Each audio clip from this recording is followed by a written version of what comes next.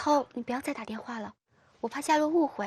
世界上最遥远的距离，不是生与死，不是天各一方，而是我想对你说，你却不理睬。雪花飘飘，北风萧萧。你经历过已读不回、拉黑或删除好友吗？被别人断联过的请扣1，断联过别人的扣2，无论是1还是2，请一定要看完整支视频。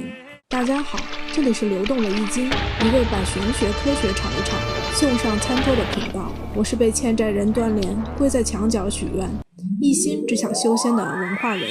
有关断联的视频，你肯定看过无数了，但这一篇绝对和外面的庸脂俗粉不一样。本篇即刊，请大家注意多喝水。我向你保证，看完一定有收获。普渡大学心理学教授 Williams 说，断联行为只是排斥的一个版本，已读不回、拉黑或删除好友等，不过是科技与社交媒体催化下的产物。互联网的快速发展增加了人与人之间的疏离感。如果在你日常生活中与某人的接触较少，那么你对他的社会责任感就会降低。当你个人的社交圈中没有人会反对或者知道你对待他人的方式时，你从这段关系中迅速抽身也就更容易。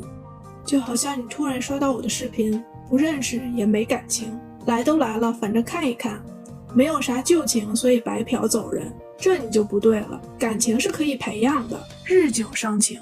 赶快一键3连加投币。为什么被断联后这么难受？因为断联不仅会让人感受到真实的身体疼痛，还有漫长持续的心理疼痛。所有社会动物都会有可能被排斥，因为这是进化中选择的特质。在大草原上，如果一头狮子开始跛行，即使它是自己的母亲，狮群也会排斥它。被排斥的狮子通常会在几天内死亡。为了让人们记住排斥带来的生存危机，人们身体疼痛和情感疼痛共生在同一个神经通路上。任何形式的排斥都会与烧伤、割伤一样，在大脑中登记为疼痛，并且在大脑的同一个区域被激活。这就是为什么朋友不回复你的信息，却发朋友圈，或者约会了几次的恋人人间蒸发，你会感到痛苦。断联行为在告诉你的大脑，你已经被定义为废品，还是不可回收的那种。一旦你被排斥，大脑自动翻译为等待我的只有死亡，同时激活情感疼痛。于是你就这样莫名其妙地进入了人为刀俎我为鱼肉的凌迟沟通陷阱。科学家发现止疼片可以缓解情绪上的疼痛，这就是为什么人在失忆、失恋、失智的时候喜欢买醉。来，扒一下你的故事，你有买醉过吗？喜欢一个人买醉的请扣高冷，陪朋友买醉的扣仗义，不曾买醉的也不知道你是幸运还是不幸，你们自己说吧。与他人保持联系对我们生活下去是如此重要，以至于我们的大脑已经进化到拥有一个社会监控系统，来扫描环境中的线索，以便我们知道在社交场合中应该如何应对。我们每天根据周围发来的信息作为线索来调整自己的应对方法。断联却使我们失去了通常的线索，从而产生情绪失调的感觉，使你感到对自己的生活的失控。突然的断联更是终极大杀器，它没有给你任何线索与适应的时间，创造了模糊不清的场景。我应该担心他吗？他不会出了什么事情吧？他现在只是有点忙吧？我是否应该打个电话问问？我们结束了吗？我们还会有机会吗？过段时间他还会联系我吧？小朋友，你是否有很多问号？被断联过的朋友，你当时在想些什么呢？更糟糕的是，断联不仅使你质疑人际关系的有效性，甚至使你质疑自己。我做了什么导致这一切？是不是我做错了？我要不要改变我自己？这样的事情还会发生吗？下一次我该怎么办？这套自问自答的心理系统监测你的社会地位，并通过自我价值与自尊的感觉将这些信息反馈给你。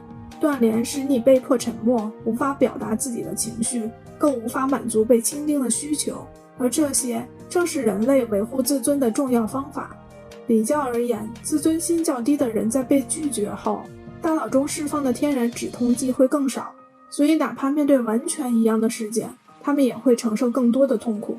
如果你身边有自卑的朋友，请把视频分享给他们，并告诉他们，你们值得被更温柔的对待。如果你自己被自卑困扰，可以留言或者私信，改天我们来聊聊如何活出勇敢的自己。正是因为千锤百炼的生理心理系统，即使是陌生人或不喜欢的人短暂排斥，也会激活我们大脑的疼痛中心，激发悲伤和愤怒的情感，增加压力，贬低自我价值，降低自尊，并剥夺我们的控制感。你以后还会想要锻炼别人吗？不会的请扣1，绝对不会的扣优秀。我控制不住我自己的。再来听听易经的建议。大家好，我是齐木。易经魁卦象曰：上火下泽，魁，君子以同而异。关系中有对立，出现矛盾是很正常的事。有见识、情感成熟的人应该懂得求大同，存小异。如果你在感情中遇到了矛盾，不要忘记真诚以待、互相包容的心态。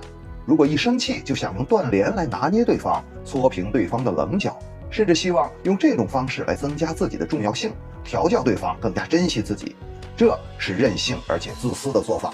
即使一时得意，也会种下日后反弹的种子。No作 no die。如果你的恋人动不动就断联，易经给出的建议是丧马勿逐，该走的让他走，不要挽留，是你的缘分终究会回来。断联相当于原子弹级别的武器，人与人相处，国与国相处，道理都一样。两国交往中动不动威胁调用原子弹，这样的外交手段不太高明，在威慑下的感情更谈不上信任与真情。如果你在事业和工作中遇到矛盾，首先要考虑合作的目标是共赢。一份长久的合作关系中，双方都尽量发挥自己的长处，相互辅助对方的短处，这样才能创造利益最大化。切记远离伤敌1000自损800的傻瓜。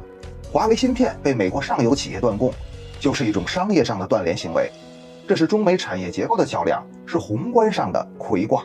美国企业对华为下了死手，然而到现在华为也没有妥协，生意还是做得风生水起。所以即便强大如美国，断联也不一定是妙招。但如果一段关系在多次沟通下，对方还是让你觉得尴尬不舒服，或者对方油盐不进，又或是两人根本完全不在同一个频道，继续交流下去，事态可能会更加糟糕，甚至会激化矛盾。那么断联就是止损，是放弃，是一种绝望之下的无奈手段。阴阳相冲化万物，用包容的心在同与异之间找到平衡，这才是处理好关系的第一步。世界上最遥远的距离，不是生与死，不是天各一方，而是影片结束了，你却没有3连加投币。